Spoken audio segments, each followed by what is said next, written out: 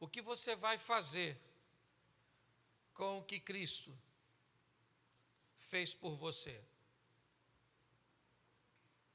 O que nós vamos fazer com o que Cristo fez por nós? Quando nós olhamos esse texto, preste atenção.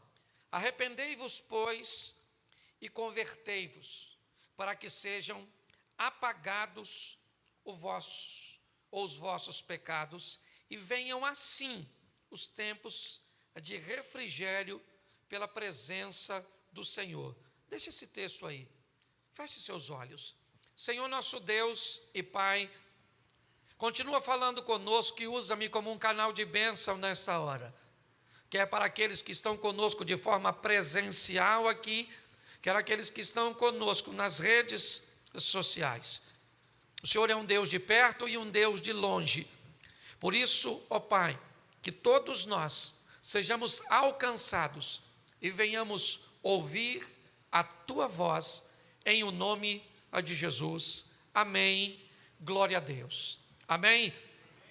Quando a mensagem começa a ser pregada por João Batista, a tônica é arrependimento, reconhecimento do erro, reconhecimento daquilo que eu estou fazendo, que se opõe à direção estabelecida por Deus. E todas as vezes que eu descubro que aquilo que eu faço desagrada a Deus, que aquilo que eu faço está na contramão do que Deus determina ou orienta, eu vou precisar de duas coisas. Primeiro, eu posso reconhecer que o que eu quero, o que eu faço, e que as minhas escolhas são mais importantes do que o que Deus está dizendo. Isso me tiraria de uma visão cristã e me colocaria numa visão humanista, ateísta, onde eu tiro Deus do centro e me coloco, e a partir do que eu acho correto, a partir daquilo que me oferece algum nível de prazer e satisfação momentânea, eu vou nortear a minha vida.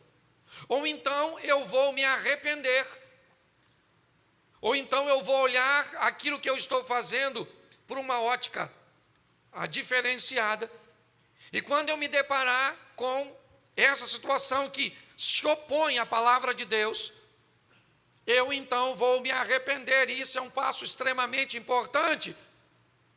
O arrependimento, inevitavelmente, ele é a consequência do reconhecimento de uma falha, de um erro, e isso é poderosíssimo, mas não muda nada. O que muda não é arrependimento, o que muda é conversão. Por isso o texto diz: arrependei-vos primeiro, mas depois convertei-vos. Que seja imposto na sua vida, nos seus valores, nos seus princípios, uma mudança, uma conversão. Ok? Por quê? Porque o arrependimento e a conversão fará com que os seus erros ou os seus pecados sejam apagados. Ou seja, o meu pecado, ele só vai ser apagado se ele for precedido de arrependimento e de conversão. Dizer que eu sei que estou fazendo errado, mas permanecer no erro, não muda nada. Isso me faz apenas alguém consciente do erro que eu estou cometendo, e alguém que foi subjugado por uma emoção ou por um desejo que eu não consigo controlar. Eu bato na minha esposa, então tá bom, mas eu sei que isso está errado, mas todas as vezes que eu perco a cabeça, eu agrido a minha esposa, mas depois eu peço perdão a ela, eu só não me converto. Então o arrependimento, ele é muito importante, porque ele faz com que eu olhe para o meu estilo de vida e descubra que ele não está no parâmetro que deveria. Se eu gosto disso ou não, não vem ao caso. Se eu acho que isso está correto ou não, não vem ao caso. Quando eu coloco Deus em primeiro lugar, Eu preciso entender que, primeiro, Deus precisa estar satisfeito. Segundo, certo? Eu preciso entender que eu trabalho para um bem coletivo. E terceiro, pelo meu bem-estar. Quando eu quero ter uma vida pautada na palavra de Deus, a primeira coisa, Deus tem que estar satisfeito. E o nome dele tem que ser glorificado com a minha postura e com o meu estilo de vida. Segundo, o meu estilo de vida tem que ter uma visão coletiva, tem que causar um bem-estar para as pessoas que estão ao meu redor. E por último, isso tem que trazer bem-estar a mim. Quando nós olhamos para isso, a proposta é: eu quero ter meu pecado apagado? Quero. Então, como é que isso vai acontecer? Com arrependimento e com conversão. E por que é que eu quero ter o meu pecado apagado? Porque o texto diz que se isso acontecer, virão para a minha vida tempos de refrigério. O que a Bíblia está dizendo que por que é que eu preciso que o meu pecado seja apagado? Porque eu quero que haja uma satisfação, um refrigério, um ambiente que ele é tão confuso momentaneamente que ele parece que, se ele existir, ele quebra o sistema, ele causa uma ruptura. Porque falar hoje de refrigério aqui é falar de felicidade, de satisfação de viver. Algo que o mundo atual diz que é utópico, inalcançável, surreal. Ninguém hoje pode ser feliz, porque se você for feliz, você rompeu com o sistema, você quebrou o sistema. Você não pode ser feliz com esse smartphone que você tem. Você não pode, porque se você for feliz com esse smartphone, se você desejar estar com ele até o momento que seu sistema operacional não funcione mais, isso pode durar 2, 3 anos, e isso fez com que você estabelecesse uma ruptura num sistema de comércio. Por isso, as pessoas não podem ser felizes. Ninguém pode casar e ser feliz. Ninguém pode ser feliz com somente esse modelo de carro, somente morando nesta casa, somente frequentando, fazendo isso. As pessoas estão proibidas de serem felizes. E pior, quando você define para alguém que é feliz com o que você tem, as pessoas vão tentar te convencer que é mentira sua. Porque você não tem isso, você não tem aquilo, você não tem aquilo outro, você não pode comprar aquilo, você não vai ali, você não faz. Mas eu não preciso de nada disso. Precisa. Cala essa boca. Que tu não é feliz. Porque se tu for feliz, eu estou desgraçado. Porque eu não consigo. Você está rindo? Mas o buraco é mais fundo do que a gente pensa. E como é que encontra felicidade? Refrigério. E o refrigério vem, termina o texto. Como é que ele vem? Pela presença do... Então eu me arrependo, e aí os meus pecados são, e aí eu recebo um refri, porque o Senhor se tornou presente em... Aí a casa caiu. Aí você vai ouvir pessoas dizem assim: pastor, não estou aguentando. Ou eu trabalho lá onde eu trabalho, pastor, eu não me meto com ninguém. Eu fico na minha, eu me converti, eu mudei de vida, eu me converti. E o pessoal me persegue. Por quê?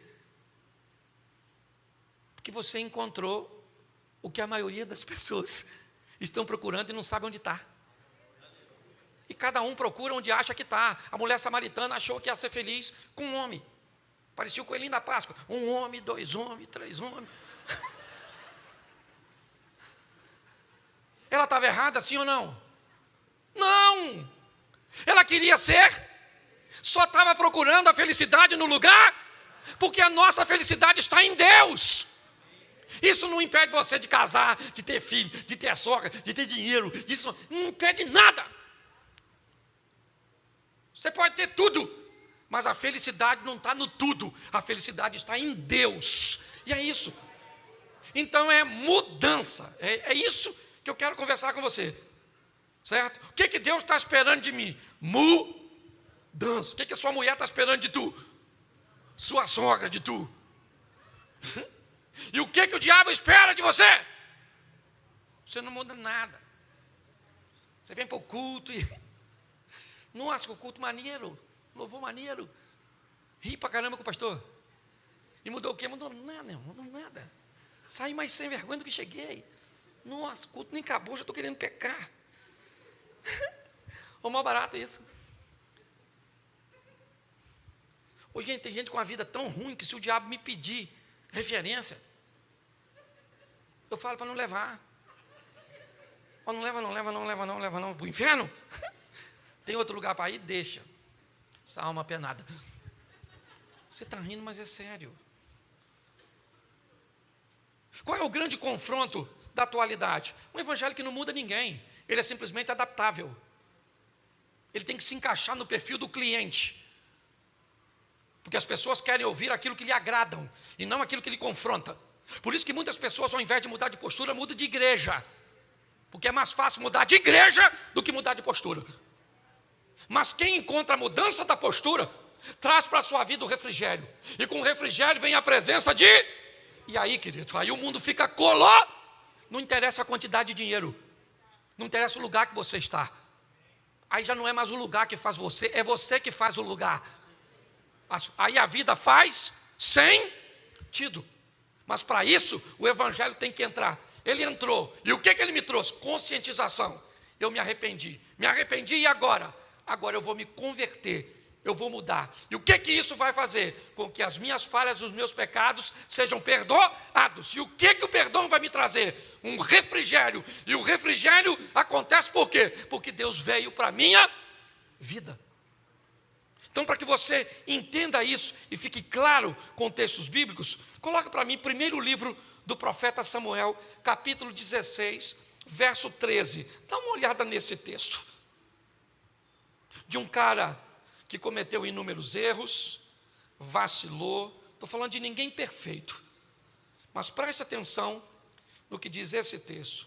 Então, Samuel tomou o vaso de azeite e ungiu no meio de seus irmãos, e daquele dia em diante, o Espírito do Senhor se apoderou de Davi. Então Samuel se levantou e tornou para Ramá. Preste atenção. Eu estou falando de Deus chegando, da presença de Deus. O texto diz que Samuel pega o azeite da unção e sai das montanhas de Ramá e vai a Belém para ungir o filho de Jessé como novo rei de Israel. Ele chega até a casa de Jessé e o texto diz que ele pega o azeite, derrama na cabeça de Davi, e daquele dia em diante o Espírito do Senhor se apoderou de Davi.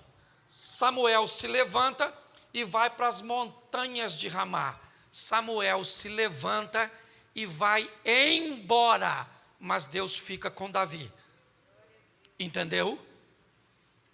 Davi não precisa de Samuel para ser um vencedor, ele precisa de Deus. Samuel vai embora, mas Deus fica.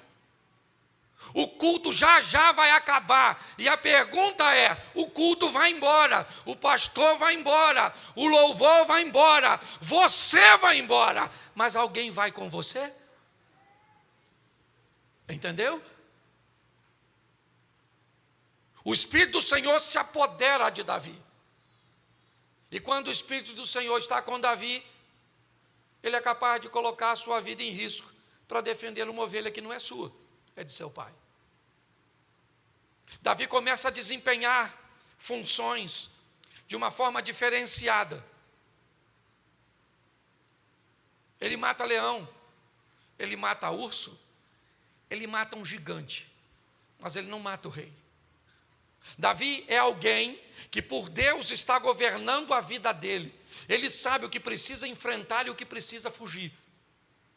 Davi sabe discernir pessoas, propósitos, razão, motivação. Ele não matou Saul porque era covarde. Ele não matou Saul porque era tão valente que sabia que não precisava matar o cara que queria matá-lo. Porque quem colocou Davi onde ele estava não foi Samuel, foi Deus.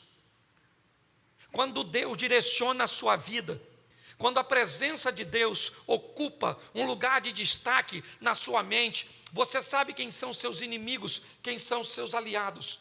Você sabe com quem você pode se aproximar e de quem você tem que se afastar. É muito importante entendermos a magnitude disso.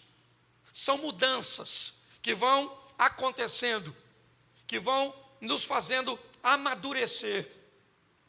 Mas a pergunta é: por que é que Deus quer mudar a minha vida? O que é que eu vou fazer com tal mudança? Para que isso? Mas descubra algo que vale a pena olhar. Enquanto alguém tem a presença de Deus e é capaz de desenvolver suas funções de uma maneira tão extraordinária como Davi, vamos dar uma olhada no próximo versículo, no 14 desse texto. E o Espírito do Senhor se retirou de Saul. Preste atenção, o verso 13, o Espírito do Senhor se apoderou de Davi. E agora, Davi mata leão, mata gigante, mata urso, não mata Saul. A organização na vida deste homem é totalmente diferenciada. Você deve estar espantado talvez um pouquinho, porque o verso 14 diz: e o assombrava um espírito mau da parte do Senhor. E a Bíblia diz que Deus não pode ser tentado e a ninguém tenta, porque nele não há mal nenhum. Mas nós estamos num texto do Velho Testamento, onde era muito comum não dar nenhum tipo de crédito a Satanás. Quer seja algo de bom ou de ruim, nessa época tinha que vir de Deus. Essa era a dinâmica e a cultura. Por isso você se depara com esse texto dizendo que o espírito era mau, mas ele vinha da parte de Deus, porque não se dá crédito a Satanás nesse período. Ok? Mas o que eu quero que você entenda é o que aconteceu com Saul, quando não houve arrependimento, não houve conversão, não houve transformação, não houve apagar de pecados, não houve refrigério, não houve presença de Deus. O Espírito do Senhor se retira de Saul, ele não dorme. O Espírito do Senhor se retira de Saul, ele fica com uma visão de conspiração horrorosa. Seu comportamento se torna violento, desequilibrado, dissimulado. É só para você entender o ambiente que nós estamos observando. E o pior, você sabe por que é que Saul odiava Davi? Porque o verso 13 diz que o Espírito do Senhor se apoderou de Davi. Mas o 14 diz que o Espírito do Senhor se retirou de Saul. Se tinha alguém que conhecia o Espírito de Deus, esse alguém era Saul. E Saul sabia que esse Espírito não estava mais, mas estava em alguém. Se você reclama das perseguições, cuidado, porque grande parte delas acontece por pessoas que já tiveram o Espírito de Deus e uma vida de santidade, e uma vida próxima de Deus, e hoje não vive mais, e vê você viver. Esse é um dos grandes desafios e confusão de muitas pessoas. Quando olhamos para tudo isso, eu preciso mostrar a você como Deus sempre esteve intencionado em mudar e agir pessoas que iriam trabalhar na coletividade de uma forma tão intensa. Quando nós vamos olhar ou definir um perfil daquelas pessoas que Deus escolhe, é basicamente isso. é quase um perfil único. Vamos lá, eu vou ter um encontro com Noé. Então tá bom, Noé, você vai ter 120 anos para construir uma arca, tá joia? É isso, tá tudo. E agora? Agora você vai para a sua casa e vende essa ideia para sua esposa. Vende a sua ideia para seus filhos. Vende essa ideia para sua nora. Eu estou te dando uma informação aqui, particular, mas ela vai ter que agir no coletivo. E esse camarada vai para casa e faz com que toda a sua família se engaje num projeto extraordinário. Você quer mais? Vamos pegar o menino José e vai para o Egito, para que as nações não morram de fome. Sempre Deus pegando alguém para fazer com que essa pessoa irradie um bem-estar, uma satisfação, mude a vida de outras pessoas, faça com que outras pessoas melhorem sua qualidade de vida, seja muitas vezes apenas terrena, de pessoas que ganharão o mundo, mas perderão sua alma. Isso é perfeitamente compreensível. A Bíblia trabalha, está aí, duas vidas. É assim que funciona. Aquele que vencer não sofrerá o dano da segunda morte, porque se tem segunda morte, tem primeira. O que é primeira morte? O que é morte? A palavra morte totalmente vinculada à separação.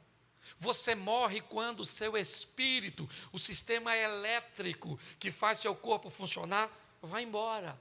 Então, se ele se separa, você está morto. Segunda morte é quando sua alma se separa de Deus. É assim que funciona. Quando nós vamos olhar para essa estrutura, o que Deus está preocupado? Qual é o impacto da minha vida, da minha conversão, do que Ele fez comigo na vida de outras pessoas? É isso. E por isso, eu quero mostrar para você algo que talvez possa elucidar algumas coisas na sua mente e te ajudar a mudar de vida. Porque o grande desafio não é vir para a igreja. Não. O grande desafio não é ser membro de uma instituição. Não. Um grande desafio não é prestar um nível de serviço. Não. O grande desafio é ter um nível de mudança que faça com que outras pessoas sejam alcançadas por aquilo que me alcançou, que sejam atingidas por aquilo que me atingiu. E talvez nós tenhamos aqui hoje um dos maiores obstáculos, que eu confesso a você que até hoje não tinha olhado por essa ótica nesse texto. Coloca para mim, por favor, Marcos, capítulo 5, verso de número 2. Preste atenção. Marcos 5, 2. E saindo ele do barco, lhe saiu logo ao seu encontro dos sepulcros um homem com espírito imundo.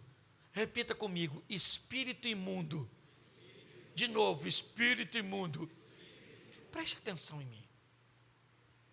Primeiro que esse texto, ele é bem complexo, se nós olharmos, por exemplo, o capítulo 4, verso 36. Bota aí, 4:36.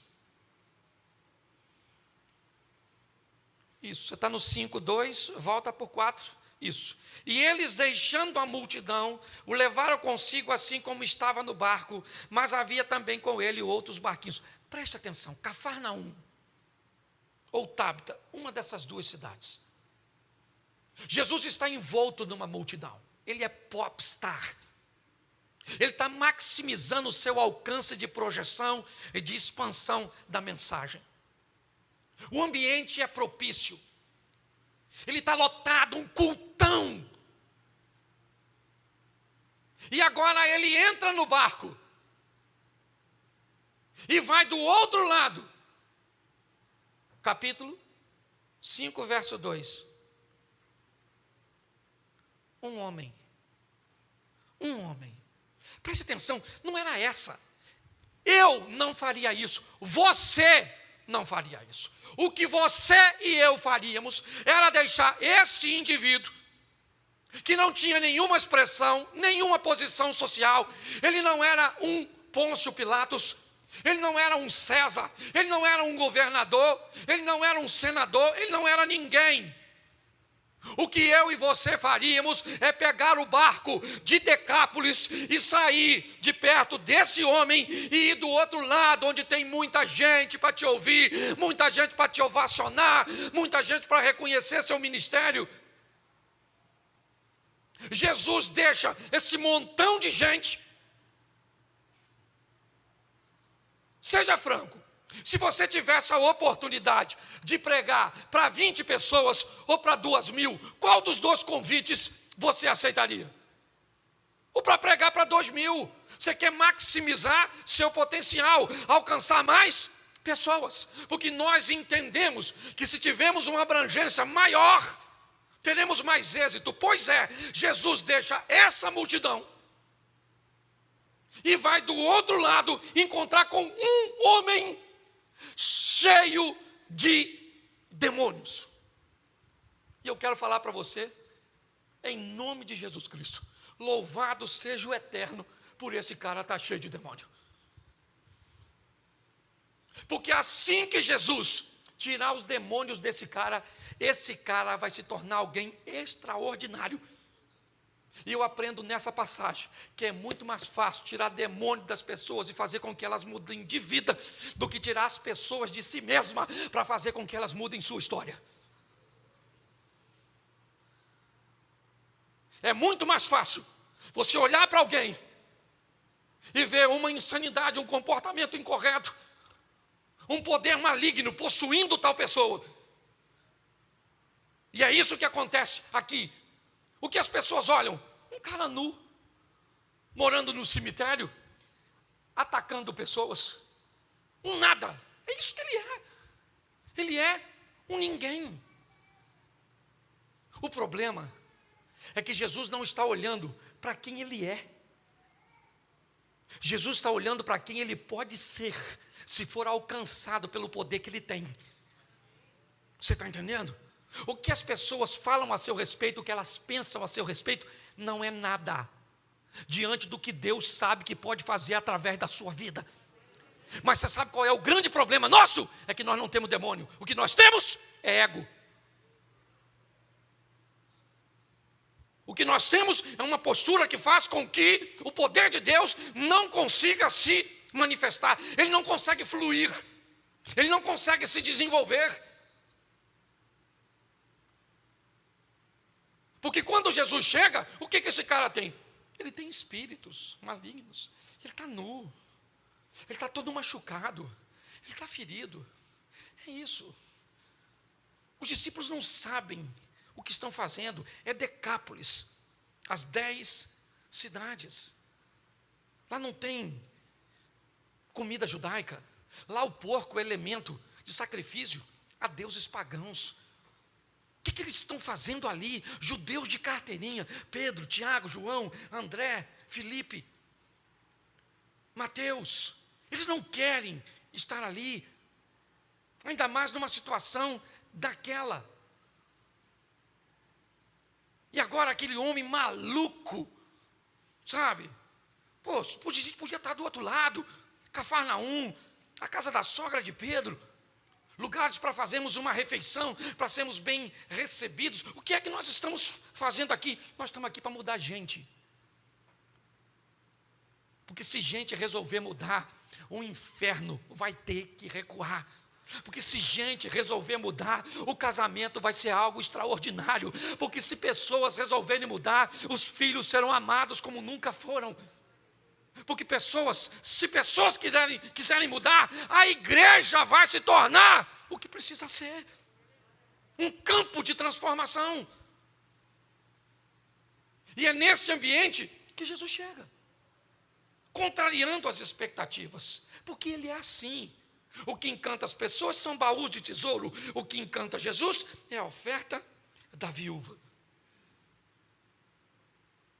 Por isso que é difícil conviver.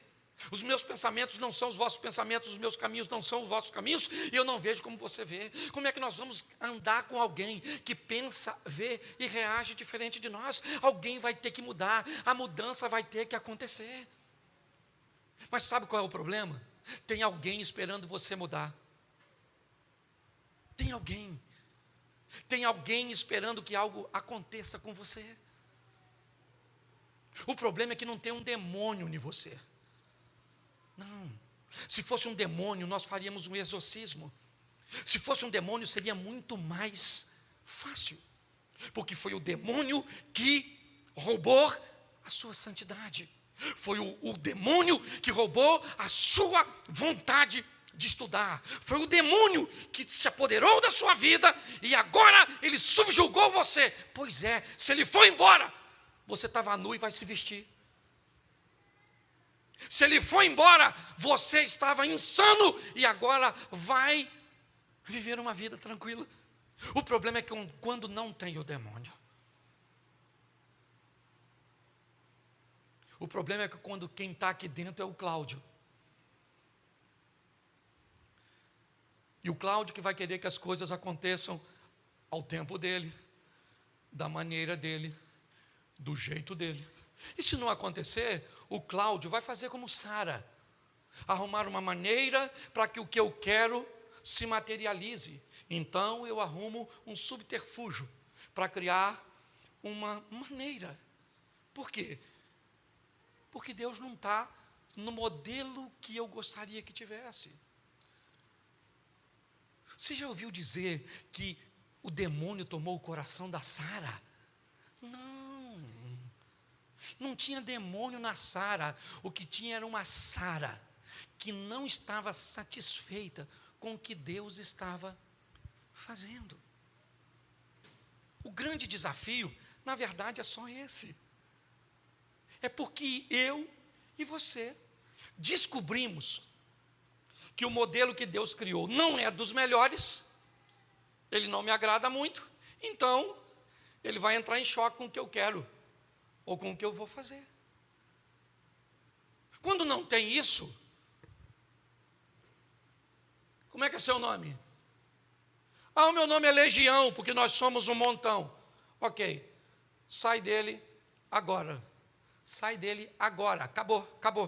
Eu vim aqui para expulsar você da vida dele, porque é você que está estragando a vida dele. Vai embora agora e acabou. Pronto, e agora? Agora eu estou nu. Caraca, eu estou nu. Arruma uma roupa para ele aí, porque ele está arrependido de estar nu. Agora ele está vestido. Agora ele se senta e vai bater um papo e vai conversar. E agora ele está aqui. Bom, tá jóia. Mas para ele estar desse jeito, o que aconteceu? 2.000 porcos morreram. Bom, aí tem problema. Porque como é que esse camarada está legal? Eu não quero saber se ele está legal, eu quero saber cadê os porcos. Por quê? Porque bicho vale mais do que pessoa. Porque planta vale mais do que pessoas. Sim, com todo respeito, eu não uso um sapato numa pele de um animal, mas eu sou a favor do aborto. Não tem coerência. Sabe? É quando Jesus cura o paralítico e alguém diz, mas era sábado. Ô, irmão, esquece o sábado. O cara era paralítico e agora o cara está andando. Não, mas não pode porque é sábado. Irmão, tem alguma coisa de errado com você. Tem alguma coisa de errado com você. Você não está entendendo o bem coletivo. 70% dos 10 mandamentos falam do bem coletivo. Tem alguma coisa de errado no sistema. Quando nós olhamos para esse ambiente, o que nós estamos vendo? Um cara sentado, e tem gente preocupado com um porco que morreu afogado. E agora chegou a hora de Jesus ir embora. Ele não vai ficar ali muito tempo. ele vai embora. E quando ele vai embora,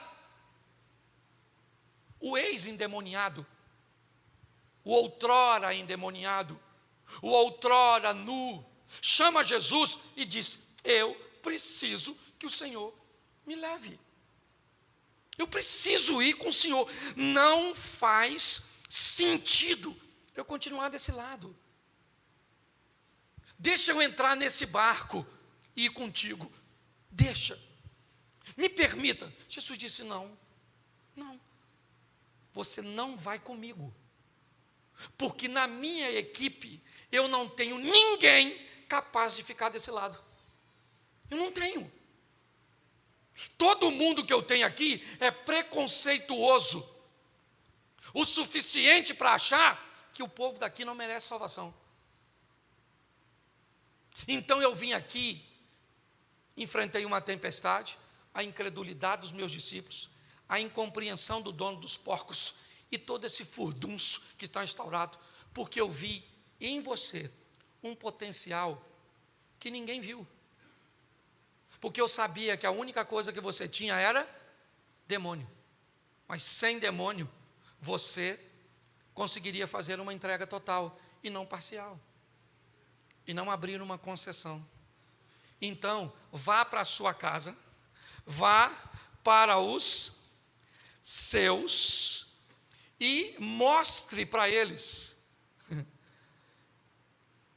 Marcos 5:20. Marcos 5, verso 20. E ele foi e começou a anunciar em Decápolis quão grandes coisas Jesus lhe fizera, e todos se maravilharam. Você sabe por quê? Porque depois dessa ocasião, ele nunca mais andou pelado. Você sabe por quê? Porque depois dessa ocasião, ele nunca mais atacou ninguém. Você sabe por quê? Porque depois dessa ocasião, ele se tornou um cidadão capaz de conviver de uma forma satisfatória na sociedade. Esse camarada não foi respeitado porque falava língua estranha. Não estou desmerecendo os dons. Eu só estou dizendo que o que fez esse cara impressionar uma cidade pagã foi a mudança que ele conseguiu viver quando o demônio saiu e Jesus entrou. Você sabe, e eu falo isso com muito pesar e me colocando, o grande problema é que nós não temos demônio. O que tem é alguém dentro de nós, cerceando, limitando, estabelecendo fronteiras, dizendo que nível de ocupação é que vai acontecer. Até aqui o senhor pode ir, até aqui o senhor vai, ó, no meu dinheiro o senhor só vai até aqui, no meu temperamento o senhor só vai até aqui, na minha rede social o senhor só vai até aqui, o senhor, aqui eu estabeleço os limites. Eu gosto desse negócio de brincar de igreja, eu gosto de ir lá, eu gosto de ver. E o que tem nesse cara? Um demônio? Não, o que tem é ele, o que tem é ela. Aí ela vai postar um nude, aí a postura, porque não tem a ver com o demônio, tem a ver com a pessoa, sabe? Judas não tinha um demônio, o que tinha era o Judas, entendeu? Se tivesse um demônio no Judas, era expulsar o demônio e está tudo certo, o traidor ia embora. Mas não era um demônio, era o cara, era o caráter, era a postura, e é isso que nós estamos vendo aqui.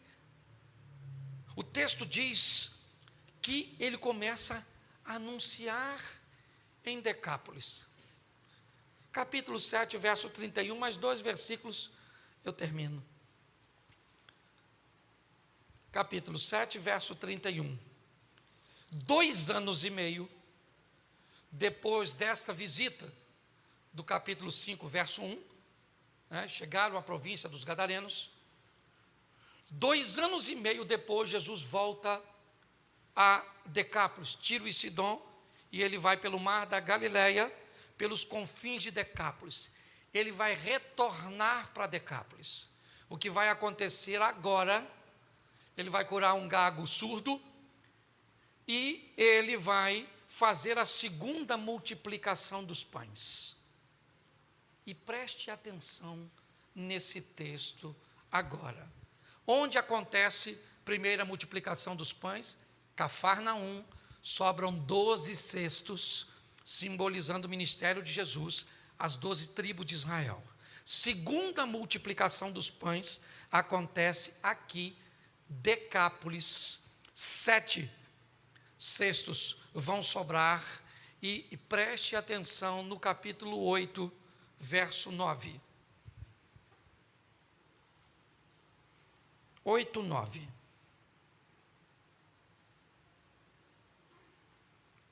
Lê para mim.